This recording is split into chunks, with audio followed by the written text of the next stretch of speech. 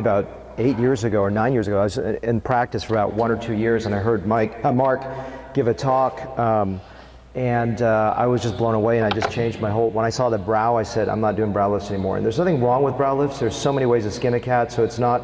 I'm not here to condemn a technique. It is just simply, it made sense to me, and I've been very, very happy with changing my aesthetic perspective. The way I'm going to structure today's talk is I'm going to work with first how to sculpt the face aesthetically and technically with a lot of video support, as Mike said, with a lot of different areas of the face. And then I'm also going to talk about patient communication, the second talk, specifically how to set up expectations with fat versus fillers, which is something that I've really, really been passionate about in the last 2 years. And that patient communication, as you know, is critical to success. You can have the best result and the patient doesn't see it, they're not going to be happy. So first we're going to start with the fillers. So I'm going to give you an overview of technique and philosophy, and then I'm going to really use the videos to spotlight the concepts that I have. So no disclosures with any companies. As you know, that fat grafting is done with cannulas, but since October 2010, with the introduction of micro disposable cannulas, I believe that there's been a true level of ability now, where in the past I would tell patients they only had the option for fat grafting, and today I really let them understand there's so many ways to do this with fillers or fat grafting. Again, no financial affiliations with the companies. I started with Dermasculpt. I didn't really get very good results with it. TSK, very good lure locks. The problem was that the needle bent a lot, and so you didn't have much success with that. Tried the magic needle, didn't really get much success. The soft fill has some problems. The lure lock is not the best in the world, but the steel is excellent.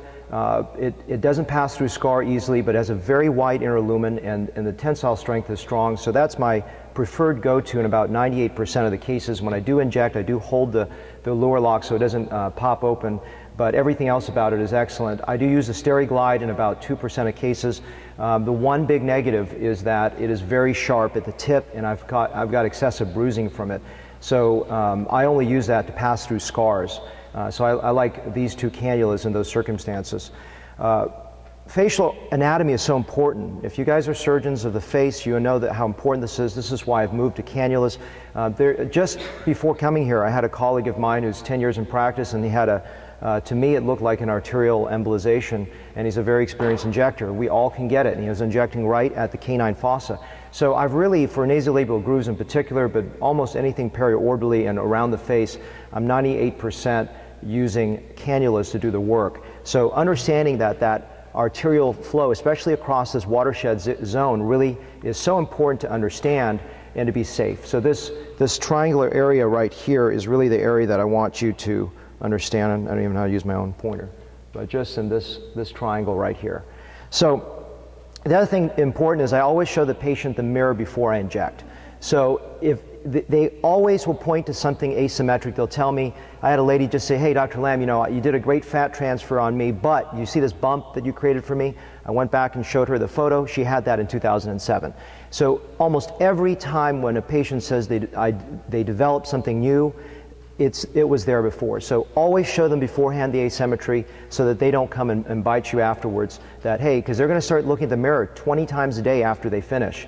You heard Mark give a really good talk about shadows. I believe that shadows are critical, and that's why all my injections, the patient is sitting upright for me to do the work. When they're sitting upright, allows me to see the shadows and allows me to finesse the work. And the other thing that's really important is what Bill Little talks about is shape. And so I'm working a lot in the upper outer face because it allows me to take this heavy lower lateral face and make the upper face really bring the attention back to that area, and you do get that blink effect that Mark talks about, where you feel in a blink of an eye that person really looks youthful because of the shape of their face.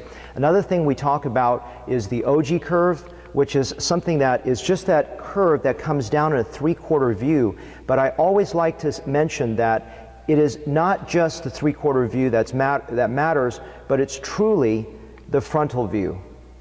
This thing is, hello, it's jammed up.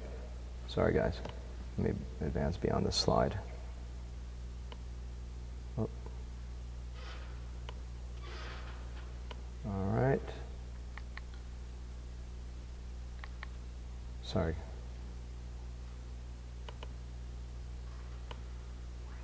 Okay, so we're going to talk about nothing. It's a lovely animation. We're going to skip over that because this is not relevant. Let's go over.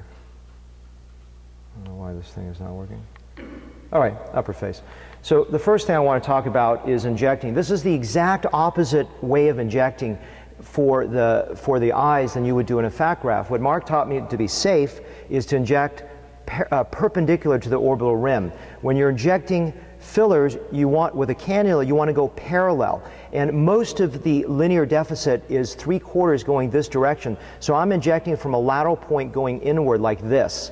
So that is, so you can cover most of the bases from a point more lateral. I just was in New Orleans, I was listening to another speaker and he's doing the exact same thing. So I said, this is perfect. So obviously there's a consensus maybe about this perspective. The other thing too is sometimes you find that there's a long lateral sort of horizontal component. So I'll come back for an optional B point and just enter to fill that horizontal component. And what again, I have no financial affiliations with the companies that I'm speaking with, nor can I make my slides advance. You gotta be kidding me. What is wrong with this thing?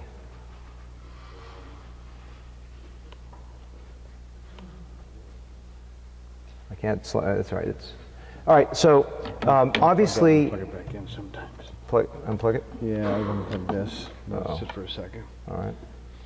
So I use permanent and temporary fillers. If you guys are just starting on your career or you're doing a new area, you're just starting with microcannulas for the first time, obviously it goes without saying, do not be working with permanent fillers. I hope I don't have to make that obvious statement.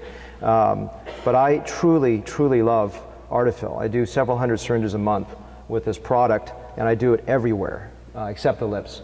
And when I'm injecting, sorry, I just skipped one slide forward. Let me go back. There we go.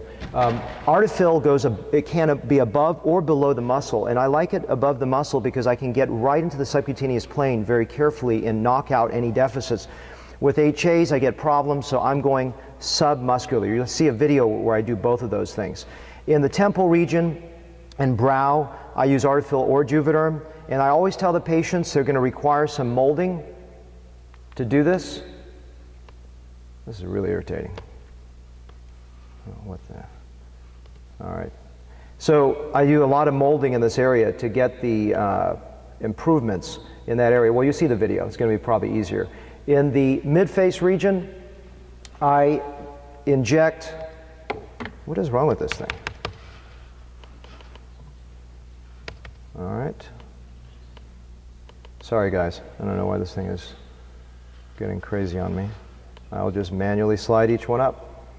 So I like laterally going up this way to inject, and I look at, there's an anterior cheek, a lateral cheek, the buccal area, and the area I call a subzygomatic region. The subzygomatic region is when you're looking at a frontal face, you're seeing a concavity at the temple, a convexity at the zygomatic arch, and a concavity below it.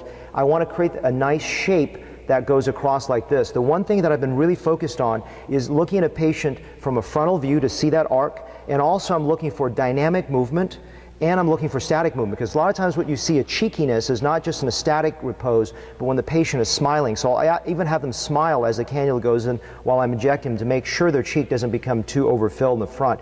And you can always balance it from the outside view. Okay, I will just manually advance it. No big deal. Hope the videos play though. The lower face, I'm really focused on looking at this little triangle now. This little triangle of deficit from the marionette line all the way down into the pre-gel sulcus. You'll see I fan across that area, and I believe I get very good results. And what I'm using here, again, my choice here is to do Artefill or Juvederm. I like Juvederm around the rest of the face because it bleeds and blends well. I don't like it around the eyes because I think it bleeds and blends too much. So Belotero for me is my preferred option for that area. And I just really want to emphasize I don't make any money from these companies. This is a cannula injection of the lips, which you'll see in my video, which I hope to God will run. And the key with this as you inject this is that you want to sculpt it in a natural way. I don't like designing borders, and I like creating shapes. So the upper lip is just going to be a little central pout, And the bottom lip is going to be these two circular balls on both sides. I do very little laterally. Everything is sort of centered to accentuate that central pout, and so you don't get this hang when the patient is smiling or with their mouth open. I use Juvederm exclusively for this area. Okay, so let me just let's see if this thing will actually advance.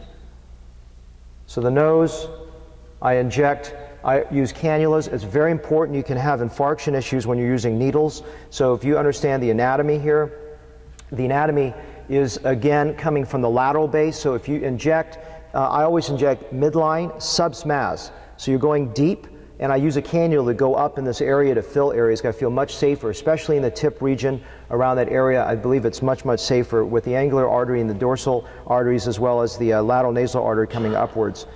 This is just showing you the plane. The subsmas region is going to be below the moving portion of the tissues. You want to inject deep with this. And the other key is that when you inject the tip is not necessarily distensible in a lot of people, so you want to be careful and not overfill the super tip region and then get in a situation where you can't fill the tip region very well. I use both Juvederm and Artefill. Belotero works as well. Many products work well here. It's advancing again. So these are just some examples. You can see the shape. This is a much thinner face where you're creating that architecture in the outer face to create more uniformity, obviously some neuromodulators. This is a heavier lower face. I hope you can see that I've inverted that egg shape to create a little bit more balance.